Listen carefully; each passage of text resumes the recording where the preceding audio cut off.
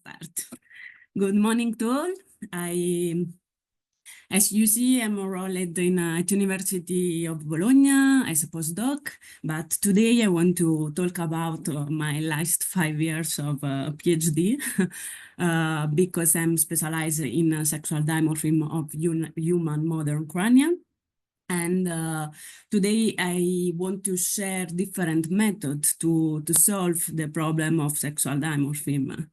The history of the study of sexual dimorphism are very long, because starting in the 16th century, when the medical doctor defined the difference in the skeleton, and after that broke out a very important study about the crania. My topic is especially the crania. And after that, we have two masterpieces, very important to establish the sex in physical anthropology. The first one is Acadian and Mascari work, right in 1917. It defined 5 anatomical features in crania to establish the sex. And after that, the new application by Ubelacker in 1994. As you know, the sexual dimorphism, it's very important, but why still study the sexual dimorphism? First of all, to define the sex of human remain. As you know, in forensic, it's so important when you don't have the DNA. For archaeological, it's very important to define not only the sex, also the gender. The gender, fortunately, is not always linked to the sex. In the paleanthropology, it's very important to study the evolution of each feature in the different fossing during the evolution. And in ethology, it's more important because the sexual dimorphism is correlating with the mating system and the reproduction. In the day by day, in the lab, in anthropological lab, when we need to establish the sex of crania, we still use the qualitative method of Axadi, Nemescari, Walker, 2008, etc. And just we use only qualitative method because it's a very in literature, there are few work about the quantitative method of skull in general and in the crania in particular. Usually, we define 4 key points to establish the sex, for example, the glavella, the occipital bones, the mastoid process, and the margin of the orbital margin.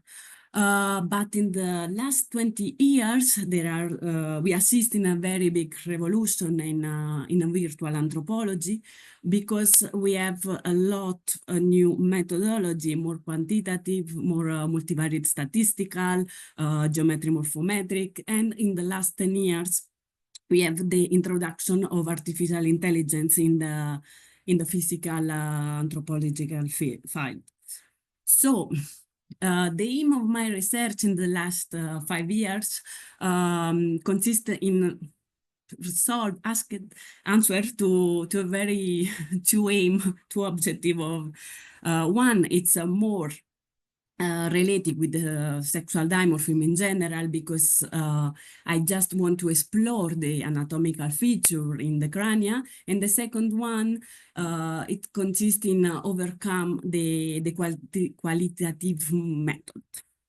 So it's obviously it's not the objective of this presentation, because in 10 minutes I think it's too much short.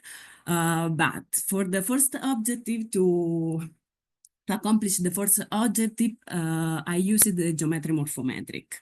I present just the last paper, but I have different, but this is a more complete, because I published my last paper is about the entire crania.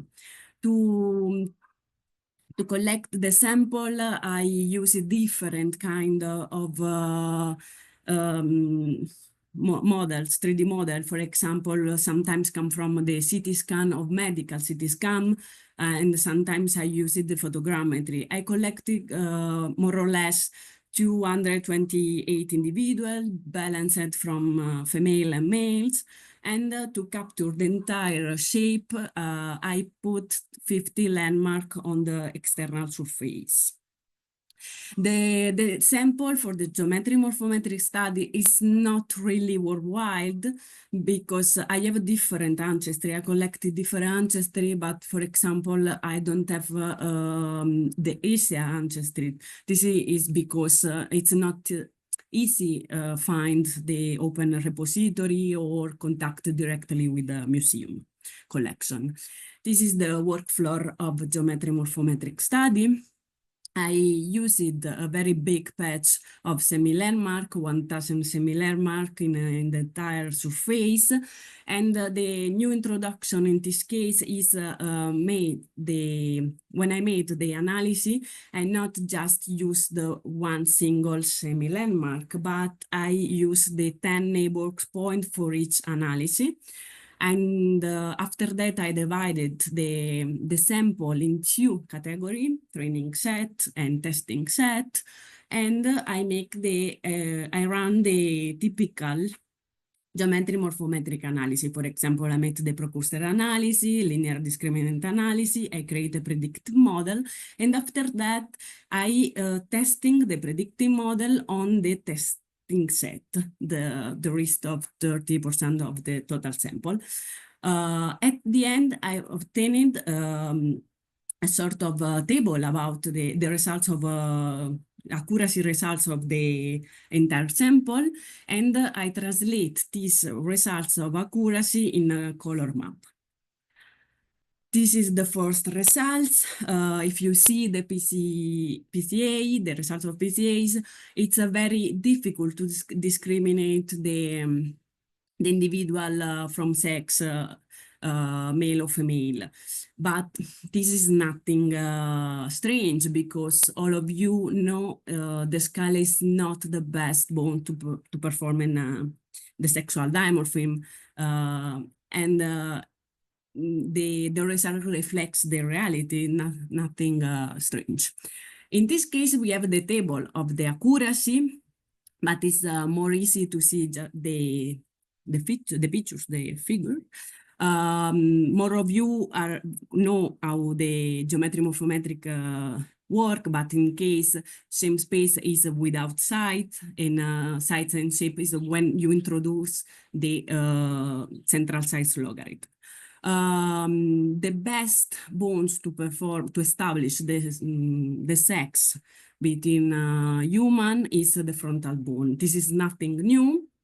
And after that, we have the results of mastoid, but the mastoid is important just when you introduce the site. It's totally absent in just morphometric analysis. And the very new factor, in my case, is the total absence of the occipital bones as dimorphic. Here is more focusing on its particular feature. The other introduction of my results is the aperture of the nasal bone. Usually it's not more common use the nasal bone to establish the sex. And here you can see the difference of mastoid bones. This is the results about the sites, the allometry study. Maybe it's clear. Sometimes when we see some more male skull, sometimes we just see the allometry and not the signal of sexual signal in the crania. Other approach was to use the neural network analysis. This is to accomplish the second objective of my thesis, to search some manner to find a more qualitative method. I used a very big collection by Owens. Owens is a very important anthropology of the last century, and I used 2,524 measurement of human crania. I just take 10 because it's impractical use all 18 cranial measurement for a method. And I divided the testing sample from the test data set, because in the second part I use the the sample come from forensic collection. This is the workflow of neural network analysis. It's a little bit different, as you know, from the geometry morphometric analysis. I think it's, I want to highlight, it's very important to different the sample from training set and validation set, because in most cases, it's very dangerous to have an overfitting of the analysis. And this is the results. This is the 10 linear measurement. This is the represented geometric mean. It's a worthwhile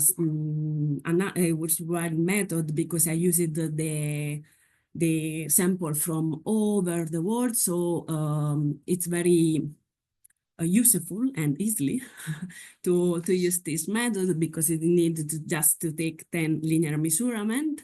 And I think it's a different manner to answer at the problem of sexual dimorphism in the crania.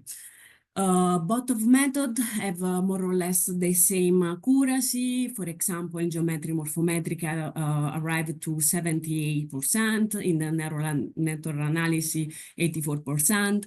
Both of this accuracy, it's not performed in a forensic case.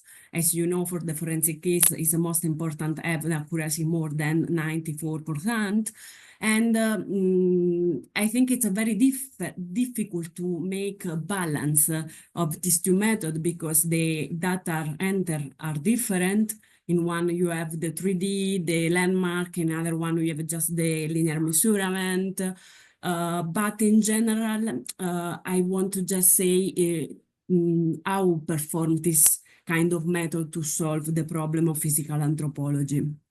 For the future, I want to apply the same method in other bones, and maybe in some archaeological collection, both of method to quantify the real difference of the methods, and final maybe in some study about the evolution. And as you know, it's more difficult to find so big sample of fossil. Maybe in the Neanderthal have a big population. I want to say thank you to organize for this amazing interdisciplinary conference, which represents an important event for women in research. And I want to say thank you all, both of you, and thank you in particular to Open Repository, Osteological Collection, and all the people who helped me in these years.